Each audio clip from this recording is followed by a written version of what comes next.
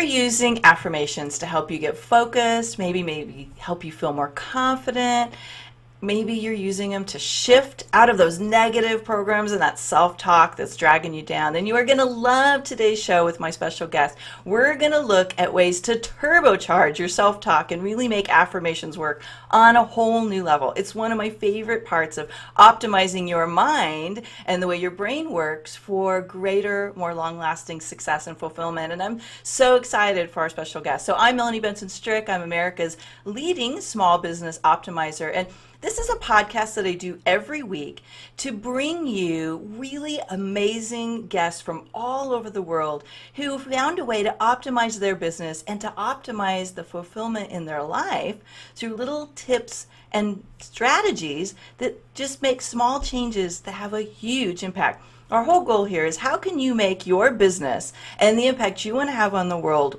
100 times easier so you can live a more fulfilling life in the process. So let me introduce one of the most amazing people that I have met in the law of attraction world and in the world of entrepreneurship, and someone who just keeps putting out these extraordinary tools that I fall in love with every single time. My guest is Noah St. John. Now, Noah is famous for inventing Afformations. That's spelled Afformations. And he is the best-selling author of the new Hay House book, The Book of Affirmations, Discovering the Missing Piece to Abundant Wealth, Health, Love, and Happiness. And you can find it at afformationsbook.com, and he'll share with us more throughout today. But Noah, thank you so much for joining us. We've been going back and forth and learning about each other for years and years and years, and it was so fun to see your book come out. Thank you very much, Melanie. It's great to be here with you today. Yeah. So let's talk a little bit about the story behind Afformations. First of all, it's kind of a funny name, so I'm sure there's a story in that. But, you know, why Afformations in a world that has so many affirmation tools out there?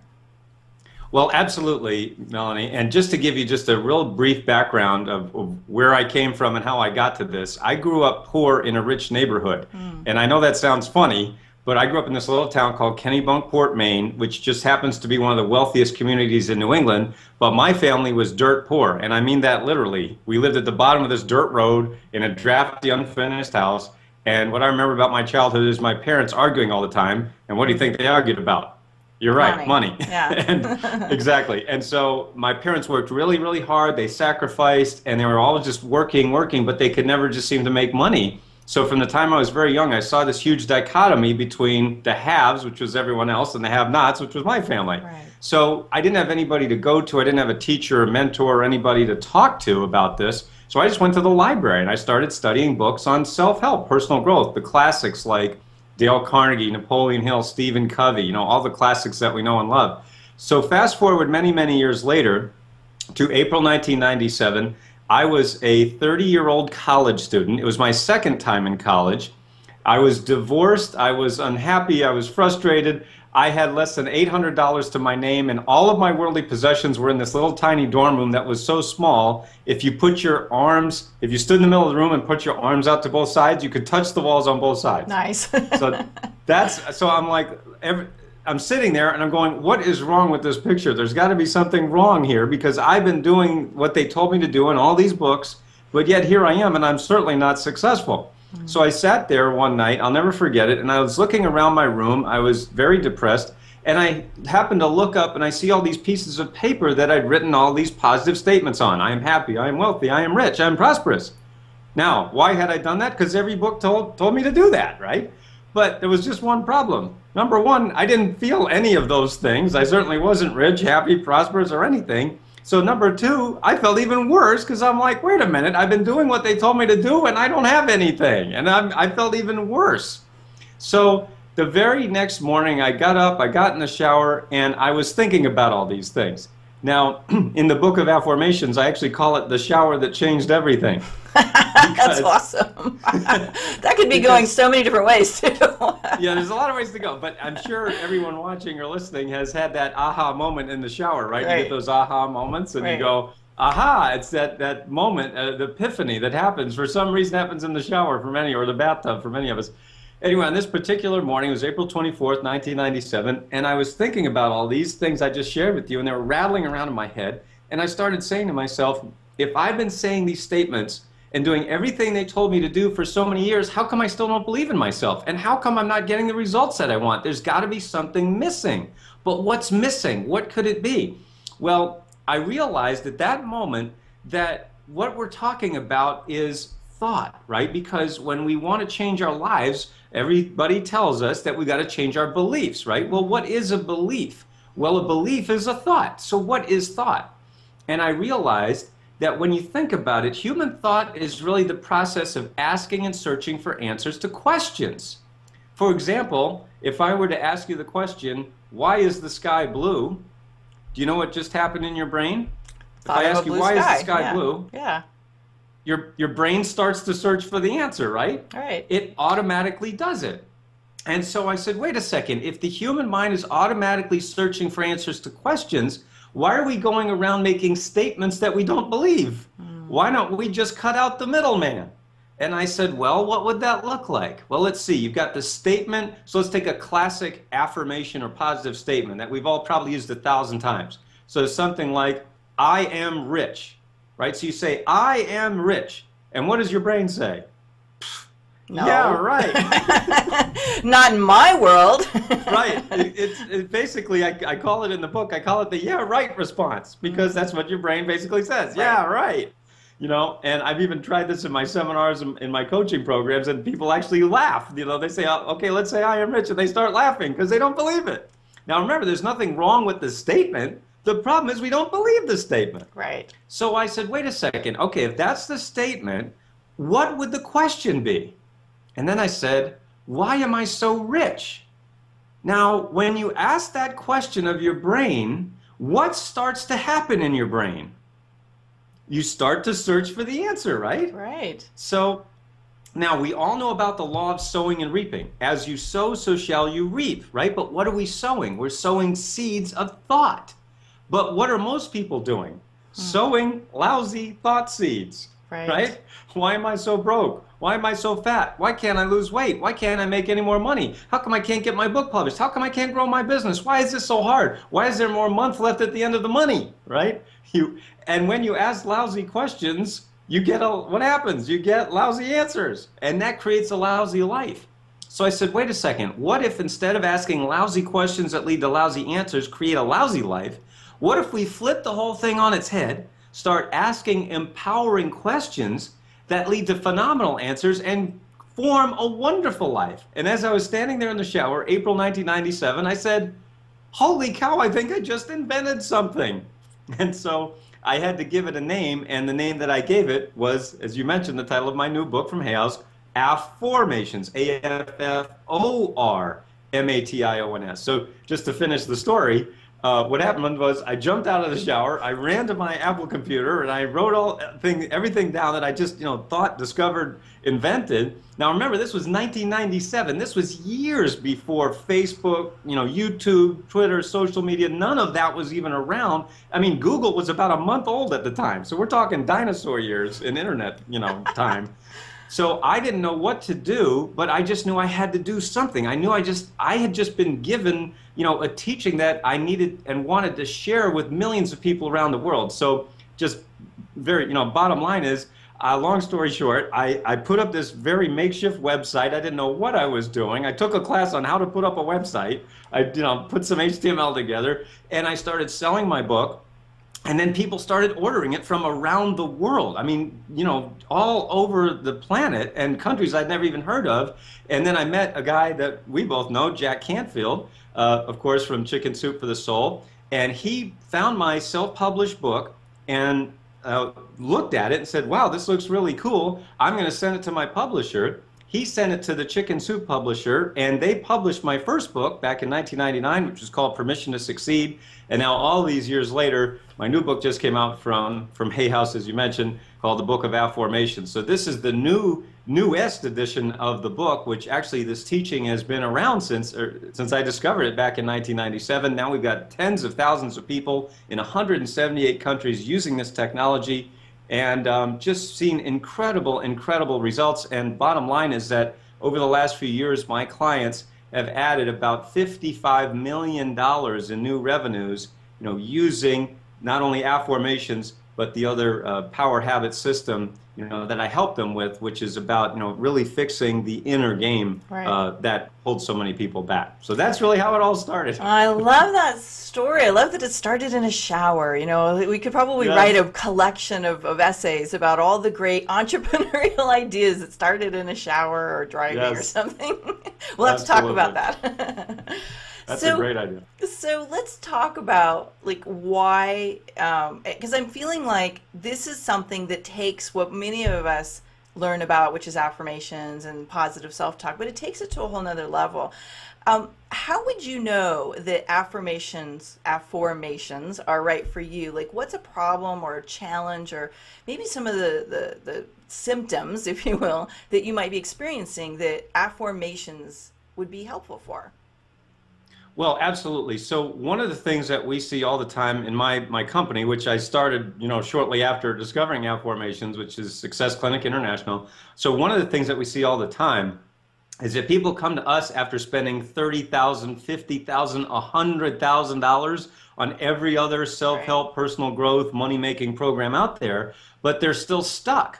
And one of the reasons that they're stuck is that those other programs, there's nothing wrong with the programs, it's just that they're not being taught how to use their brain. I mean, think about it. When are we ever taught how to use this thing between our ears? I mean, most of us are never taught it. It took me all those long, long years of really pain and suffering, which I Right. condensed the story a lot. But I mean, back when I was 22 years old, I almost committed suicide because I was so depressed, so, I had no purpose here on earth. And so, I really came from a very, yucky place and, grew up in that fear and lack and poverty. And the point is that's pretty common. That's how most people are raised, not meaning to, but I mean, there's a lot of people, most people on the earth are brought up with this belief that, I'm not good enough. And so that begins to take over your life. Again, this is in the subconscious. Nobody goes around thinking these thoughts consciously. But then what happens is with the traditional method, you're basically just trying to pound your brain into submission using these statements. I am rich, I am rich, I am rich, I'm happy, I'm happy, I'm happy. Meanwhile, your brain is fighting back. No, you're not, no, you're not, no, you're not. So again, the problem isn't the statement. The problem is we don't believe the statement. That's one of the things I talk about in the book. I call it the belief gap. It's really the point is that we just don't believe we can do it. And what I want to share with everyone watching and listening to this program is that you have so much more power than you think you do. You have so much more power. And the reason that I know that is because right now you are creating your life. You're creating your life with your thoughts, your words, and your actions. So what happens is that, of course, many people, as I mentioned a moment ago, are spending tens of thousands of dollars on all these programs to try to get better results, whether it's in your health, your finances, your business, or what have you. And the point is that because we're not really taught how to use our brain, we're fighting our brain. So that's one of the reasons that I think affirmations have been so effective for so many people around the world. I like that. And, I was really relating to your story, by the way, about growing up in the wealthiest town and being the poorest person in town. I grew up very similarly, actually, where Mm. we were very, very poor when I was in high school, and we were at the wealthiest school. And I know what that creates in terms of that internal tension. And, there's so many programs that we pick up consciously and unconsciously about not being good enough. So what I'm hearing you say is this the problem, or maybe the effect that's happening, that's the gap for so many people, is that we're asking ourselves ineffective questions, where our brain is trying to answer a question that's keeping us stuck in the problem. And affirmations teaches us how to teach our brain to do something more effective, to literally start to close that gap in the beliefs so that we can start to create better habits, better strategies, and to literally rewire ourselves to have the financial prosperity that everybody wants. Well, absolutely. And just to give you, one example, in the book, I give you 24 unique case studies from people, real life, real people who just wrote to me from around the world and just said, "Thank you, Noah, Mm. for sharing your affirmations with me." And in fact, funny little story. The book is called The Book of Afformations. The subtitle is Discovering the Missing Piece to Abundant Health, Wealth, Love, and Happiness.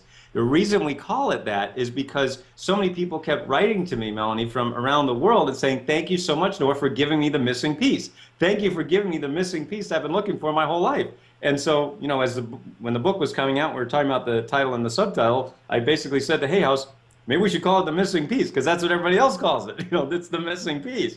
That's So my great. point is that just one of the stories in there is a fellow named Brandon, and he came to us, and he had spent over $30,000 on every self-help money-making program out there. He's a very smart guy, motivated, talented, but he was making about $1,500 a month. He was a salesman.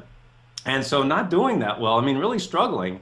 But yet he was smart and motivated to spend all that money. So a friend of his heard about me, told him about Afformations, told him about me. Brandon came in and got my book and got also our online programs, and he started using them. Well, in the first 30 days of using the program, using Afformations, Brandon's sales tripled in the first 30 days. By the end of that year, his income had increased by 560%, meaning Wow. more than 5 times.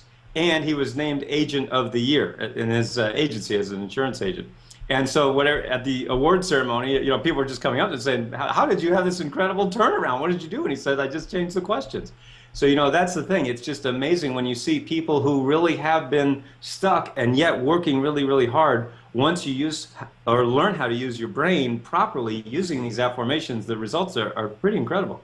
I love that story too, because I think we can all relate to, we get stuck in a loop of asking ourselves really bad questions. And, I like your point that we're going to go solve that or answer that question. And that usually means we're going to just keep ourselves stuck. So, Right. what I'd love to do, Noah, is, you've had an extraordinary amount of success getting a powerful message out through books, through learning, how to translate that into coaching programs. And, obviously what you're doing is working, not just for you, but for, probably thousands, if not millions of people. But, so many people are curious, how do you make a business like this work? How, beyond having this skill, there's also a skill in having the right business model and having these affirmations work properly in the running of your business. I'm kind of curious if we could maybe pull back the curtains a little bit and talk about how do you translate the process of affirmations to something that really works well for you in making your business more successful. Well, absolutely. And I know there's a lot of, folks watching who are, coaches and authors and Hmm. speakers, writers, thought leaders and so forth. And, that's what I do and also what I coach people to do and, help you make more money as a thought leader.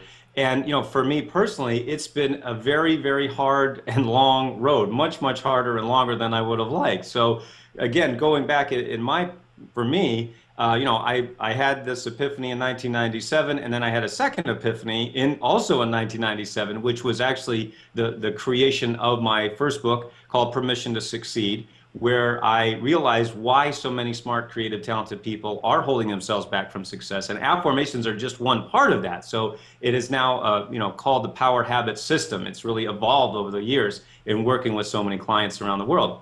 But anyway, going back to 97, there were very, very few tools out there. Again, no social media, no YouTube or anything like that, no blogging. So, I mean, I literally was still, when I started, it was still, I didn't know how to do anything. Now, just Mm. again, a little background about me, prior to, well, I was in college this time, the second time I was a religious studies major, but first time I was in college, I was a dance major because I was a professional ballet dancer. But as a young guy, and I had to retire at age 22 because of a career-ending injury. So if you look in the dictionary under two ways not to make money, ballet and religious studies would be right at the top. So I Yeah, had no clue okay. what I was doing, and so I think I'm a great example, and I hope to, hopefully inspire people by saying I had no idea what I was doing, and I literally just had a vision, a mission, a reason to do it. And I really made a commitment. And, you know, for me, I made a commitment to God that I said, listen, I don't know why you gave me this information or why I was, you know, picked to be in that particular shower at that moment and having these thoughts. But I made a commitment to God that I wouldn't quit. I just said, I'm not going to quit until I reach the people that I want to reach. And there were many nights where I, you know, literally lay in bed and I would be crying because I'm like, I don't know what I'm doing. And it was very, very hard. And I mean, and that went on for 10 years. The first 10 years of my business, I hardly made any money.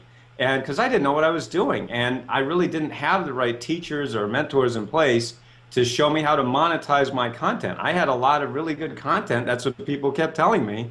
But see, one of the things or the lessons that I learned from that experience was that there's a really big difference between being, you know, let's say a great coach or speaker or writer and making money at that. They're So two very true. different skill sets. Yes. And I'm like, somebody would have told me that a long time ago. It would have saved me a lot of time, money, and pain.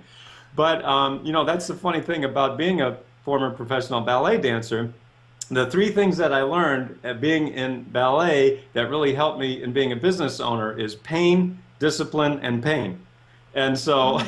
Okay, I can't wait to hear this. Well, that's the point. I mean, it's been a lot of pain and just trying to figure it out and going, what in the heck am I supposed to be doing? You know, so having no background in marketing or sales or business or anything.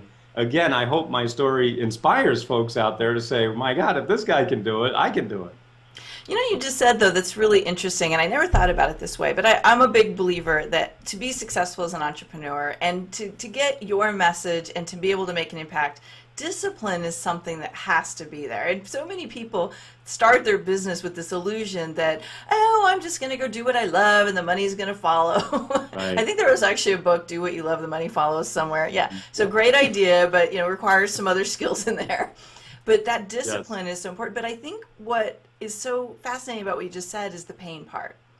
And to recognize what pain means and how to use it, because most people stay in pain and don't ever find a way to transform that pain either into a more powerful way to do their business. And they just struggle and suffer in that pain.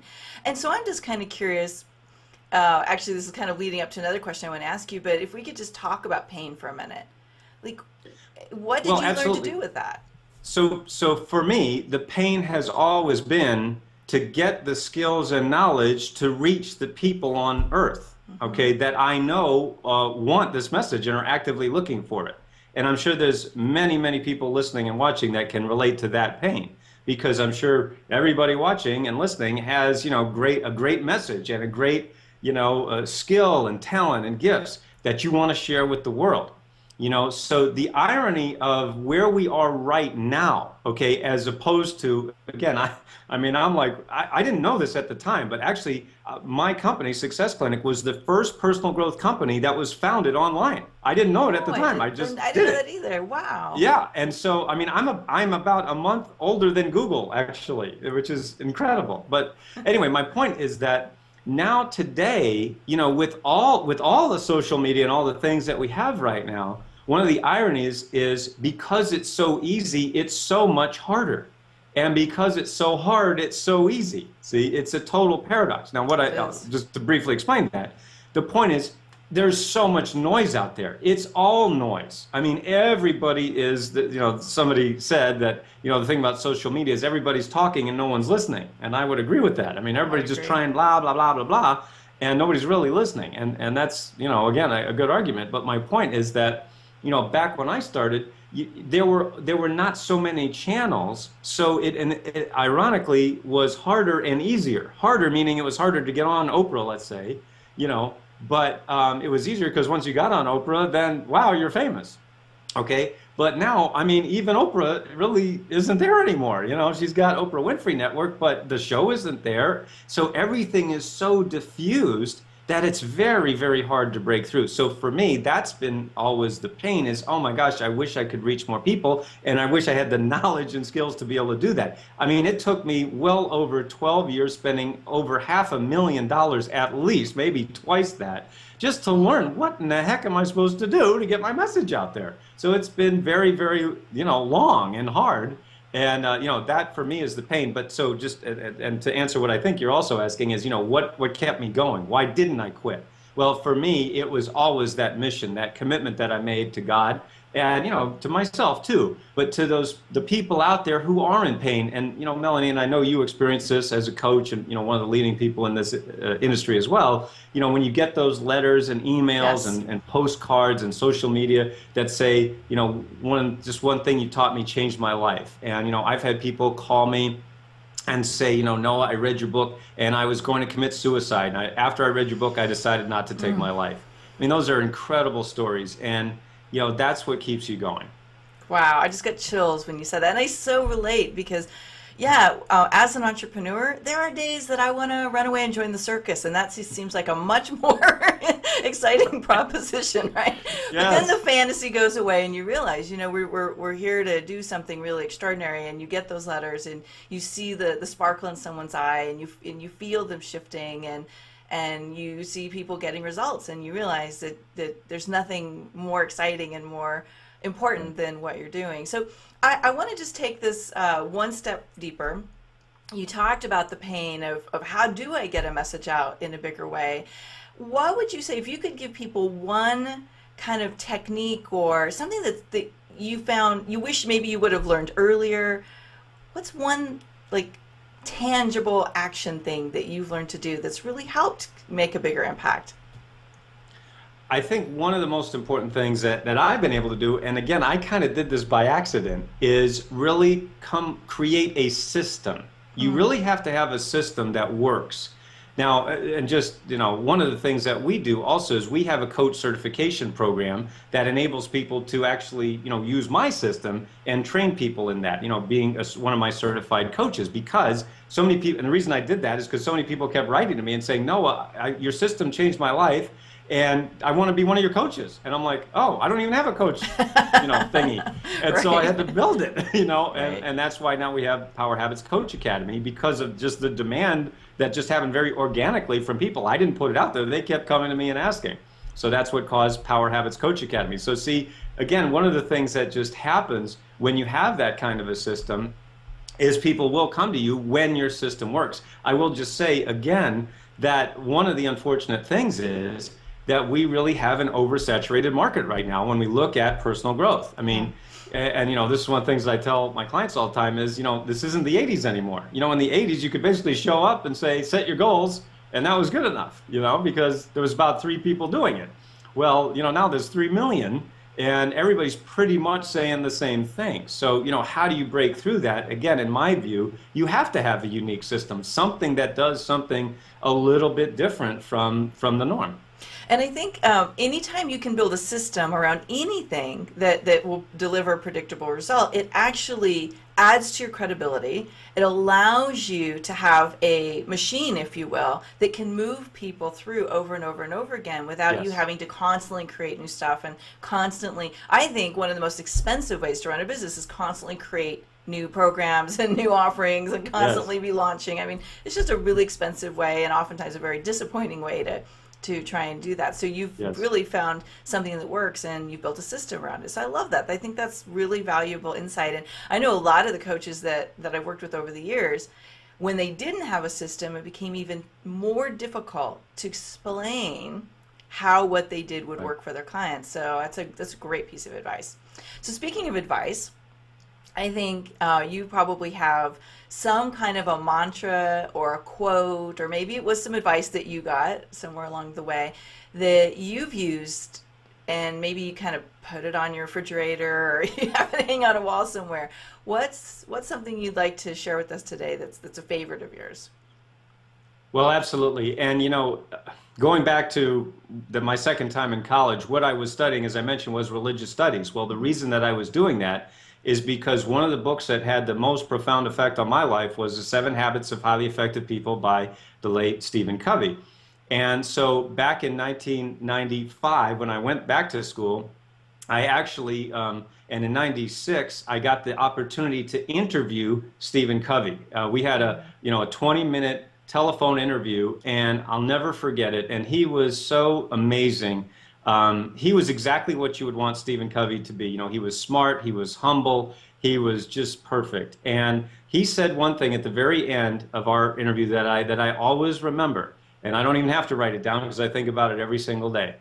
And that was over, you know, wow, almost, you know, 20 years ago now. But I remember it every single day. And he said, because I asked him a question, I said, well, Dr. Covey, how do you deal with people who just, you know, worship you, who basically, you know, just have that hero worship of you? I just really wanted to know how he dealt with that. And he said what I thought was the most brilliant thing that I ever heard a thought leader say, which is he said, Noah, he said, when I'm doing my programs, I always want people to leave more impressed with themselves than with me. And I was like, Ah, I wow, like that. that was awesome. And I just, that is really my mantra. And I've always tried to do that. I'm not going to say I've always succeeded at that, but that's always been what I've aspired to be because, you know, for my money, you know, Stephen Covey really just set the bar for this industry of how to be a person of integrity and really Yeah. put out just great world-class programs. So that's what I've strived, I've tried to Strived. be, That S word. along with grammar. Yeah, exactly. You know, I don't think I've ever talked much about this, but Stephen Covey and that Seven Habits and his training is how I actually learned about coaching and decided to become a coach. And I didn't even go through his program, but the leaders in the company I worked for at the time were all going through this coaching program and they were all starting to be coach-like. And I was so moved and transformed by how they were leading me differently. I thought, oh my God, I have to learn what this thing is. And I remember sitting down with my manager at the time and I said, okay, what's going on? What did you guys learn? You're being totally different. I like it. What is it? And he said, well, it's coaching. And it sent me on my journey to learn about coaching and enroll in coach training and, you know, do what I do today. So I have a very big place in my heart for Stephen Covey and the work he does. It's literally, it's transformed my life. So thanks for sharing that. I love that. All right, what are you fired up about? What's next for you that you're really excited about?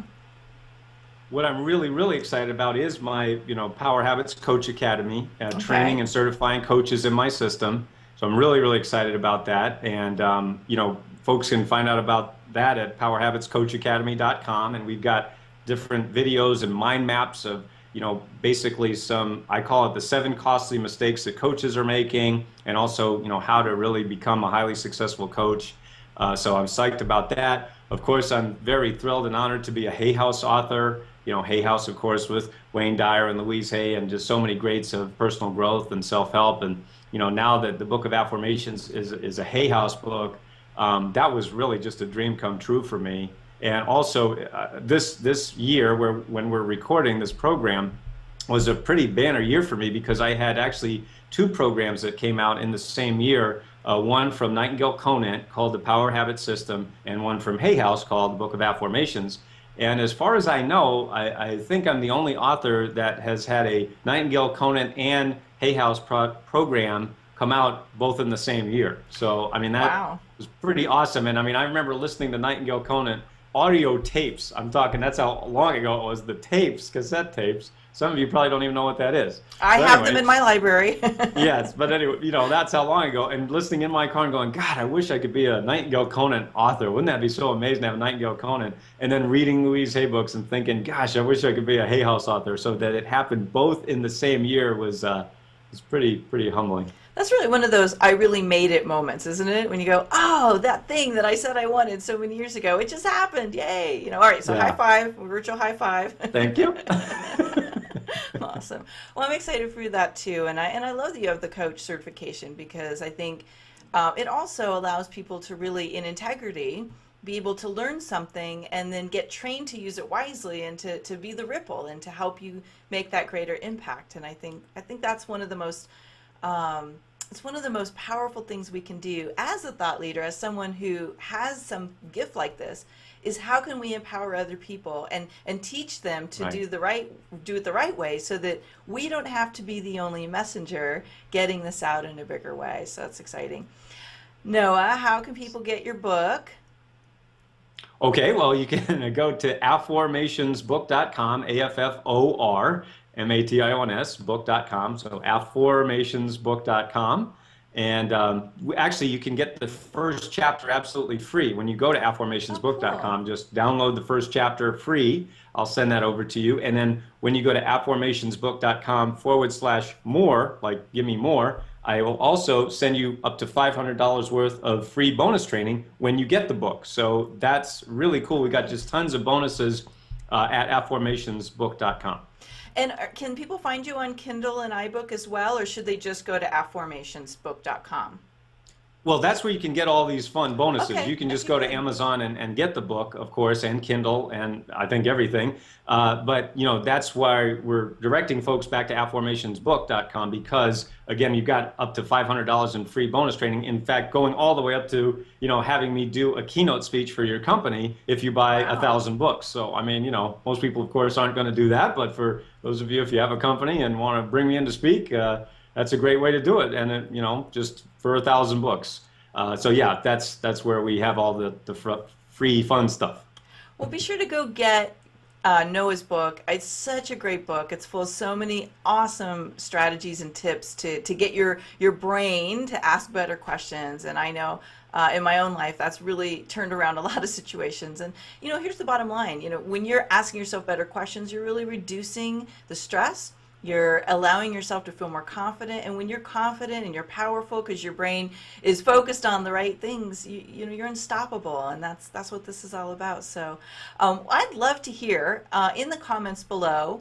Tell Noah, what's something that was really an aha moment for you today? There's nothing that I think helps you anchor a new idea more effectively and more quickly than getting it out of your head and writing it down. It's another way that you can kind of affirm or afform what you're learning along the way. So we'd love to hear your comments. Share them. What was a pop for you? And hey, if you're getting the book, we'd love to hear what you love about the book right here in the comments. So be sure to share. And if you want to share this episode of the podcast, feel free. You've got some easy share buttons right here that you can send Noah and I off to a friend who really needs to be asking themselves some better questions today. So Noah, thank you so much I know how full your calendar and your life is, and finding this time together was definitely an affirmation in itself. Awesome. So I just adore you. I think the world of you, and I'm so glad that we could get to know each other a little bit better today. Thank you. My pleasure, Melanie. Thank you. And thank you for being here and for spending this time with Noah and I. It means the world to me and to, I'm sure, Noah, that you're here. And again, you can allow us to know what is serving you by just sharing it in the comments. Okay, see you guys all next week. Bye-bye.